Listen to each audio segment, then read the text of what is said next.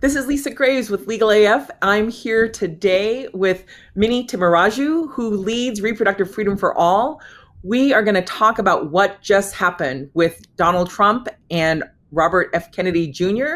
and this attack on a widely used, widely considered to be safe medicine, and what it means for American families to have this sort of non-science, anti-science being peddled by leaders in this country. But so welcome to the show, Minnie. It's so exciting. It's so exciting for me to have the chance to talk with you and learn more about all the great work that Reproductive Freedom for All is doing. Welcome to the show. Thank you, Lisa. Big fan of you, your work, this network. It's so important in this moment that we are using all of our tools to push back against the really dangerous disinformation coming out of this administration that has real life impact on our reproductive health, our reproductive freedoms in this country. Yeah, it's so important. And just to see this week, this press conference where to have the President of the United States and Robert F. Kennedy Jr., who was chosen to lead the Department of Health and Human Services, assail Tylenol and try to claim that it's causing these conditions in kids is really, it's just so reckless and damaging. But also it struck me as just deeply disrespectful to kids and people who are neurodivergent, to their families, and to the way that they're describing these issues, the way that they're ignoring science is just so shocking. And I also think just so dangerous. Could you share your thoughts on this? Yeah, I mean, a couple of things. So I'm the parent of a neurodivergent kid. And look, I understand how stressful it is to be a parent of a kid with differences. It has been, I think, really exploited by RFK Jr. and frankly, that entire MAHA movement, exploiting the pain and the anxiety and the stress that parents of neurodivergent kids have to push really, frankly, medically inaccurate. I don't think even calling it misinformation is enough. It is medically inaccurate. It is fraud. It is fraudulent coming out of a cabinet level agency. There's no evidence that there's any connection between Tylenol and any autism or neurodivergent behaviors. And what's even more unconscionable, as a reproductive freedom organization, pregnancy is the most dangerous time for a woman's life in her lifespan. It is full of complications. Having access to the widest range of safe medication to make that process manageable, including all of the pain that we know, all of the changes in your body that women have to experience through pregnancy. Tylenol is a critical piece of having a safe pregnancy that minimizes conflict and damage to your body, to the pain that you feel in your body. Taking that away and scaring pregnant women, scaring pregnant people from any medication that is safe for them is so deeply disturbing. We're asking women who are pregnant to go through more pain for what? Yeah. Something that's fake and false. So it's disrespectful to families of neurodivergent kids.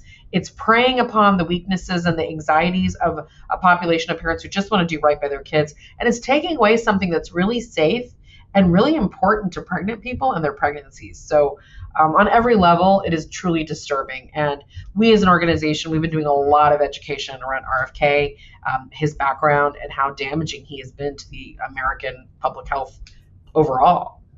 Yeah, it really is extraordinary. It's a singular force of destruction.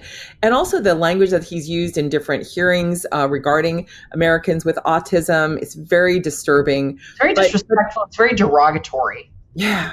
It's just stunning. I mean, there's an array of things, as you mentioned, across the board in terms of vaccine access and more, like just so many destructive policies being implemented by a single administration in a very short time frame. But I know that you've been following closely the response from the medical community to this. Could you share with folks what the American Association of OBGYNs has said and others have said about this? Yeah, ACOG, the American College of Obstetricians and Gynecologists, the largest, professional association of the folks that I trust when I'm thinking about my reproductive health, have already come out and condemned the statement and have said this is actually medically inaccurate. And this is really important because we really want to make sure Americans are talking to their healthcare providers. when they are making decisions about their pregnancies, when they're making decisions about their health care, when they're making decisions about vaccines and getting vaccinated and their children's vaccine schedule, because that's the other dangerous thing that just happened, right? HHS just changed their recommendations for childhood vaccines. They've changed their recommendations for who can get a COVID vaccination. It's truly, truly dystopian at this point. But doctors and healthcare providers of all kinds have been standing firm in their recommendations, and that is our best defense. Us telling, sharing information to your friends and family because you're the most trusted source in your family, and then making sure folks are listening to actual qualified healthcare providers. These are the best ways we can combat what this administration is doing. Well, I so appreciate what you're talking about, Minnie, and how important people are in their families and their networks to countering this active disinformation, this active, effort to spread, basically, in my view, lies, conspiracy theories, and more about safe medicine. Can you tell people a little bit more about the great work that Reproductive Freedom for All is doing, how people can connect, how they can be part of the tremendous efforts that you and your team are leading to help protect the lives of pregnant Americans, to help protect their families, to help protect our freedoms? Thank you for asking. So we're a membership organization. We have 4 million members in 50 states. One of the things we are really proud of is we have a really strong relational organizing program. That means if you're one of our members or you're on our list, we're going to send you content. We're going to say, here's a fact sheet, or here's a video, or here's some information you can share with your friends and family on social, through text, through various formats. You can join us when we're canvassing door to door for candidates who are running against this administration. You can just, share information on your socials. This is the best way for us to be pushing back on this admin. So it's fact checking RFK Jr. It's sharing information about what's actually medically accurate.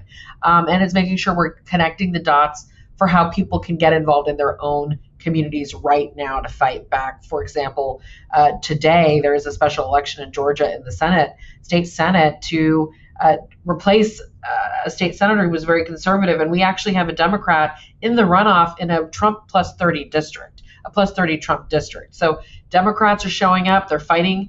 This candidate, Deborah Shigley, is a reproductive freedom champion, and it's a really good opportunity for us to be educating voters in Georgia right now about what the crisis is in Georgia that's been exacerbated by the Trump administration and by RFK.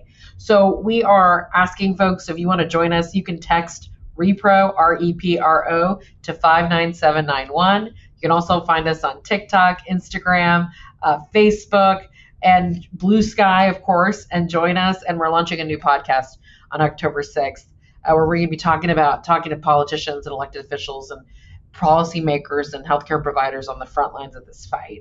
And our first guest is Governor J.B. Pritzker. Wow. So excited about that. Congratulations on the new podcast. And we will definitely get the text numbers up for people to join in these efforts. Minnie, your work is just so important at this time. It has really always been important, but particularly now, to have such a clarion voice speaking out and working together with people to protect reproductive freedom for all, just like your name says. Please subscribe and like and share this video. And Minnie, we will have you back on again soon. Thank you so much for joining us here on the Midas Touch Network on Legal AF. I'm Lisa Graves. I'm with Court Accountability, True North Research, and it's been a joy speaking with Minnie and Reproductive Freedom for All. Thanks, Lisa. And actually, thanks, Court Accountability, also a great partner doing incredible work. Yep. Thank you so much. Can't get your fill of Legal AF? Me neither. That's why we formed the Legal AF Substack. Every time we mention something in a hot take, whether it's a court filing or a oral argument, come over to the Substack. You'll find the court filing and the oral argument there, including a daily roundup that I do called, wait for it, Morning AF. What else? All the other contributors from Legal AF are there as well. We got some new reporting. We got interviews. We got ad-free versions of the podcast and hot takes. Where? Legal AF on Substack. Come over now to free subscribe.